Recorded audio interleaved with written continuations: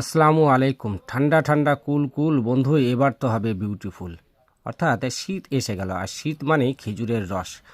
বাঙালির খুব একটি প্রিয় খাদ্য খাবারের অন্যতম হচ্ছে ভোর কাক ভরে উঠে কুয়াশার মধ্যে গ্রামগঞ্জ থেকে যে সমস্ত খেজুরের রস প্রত্যন্ত শহর অঞ্চল শহরঘাটে কলকারখানার মধ্যে চলে যায়, সেখানে কিন্তু বাঙালি খুব আরামপ্রিয়ভাবে সকালে একটু মিষ্টি রসে চুমুক না দিলে বাঙালি কিন্তু কোনো রকমভাবেই তারা কিন্তু তাদের ঘুমের যে স্বাদ এবং ঘুম থেকে ওঠারও যে স্বাদ, সেই স্বাদ কিন্তু উপলব্ধি করতে পারে না।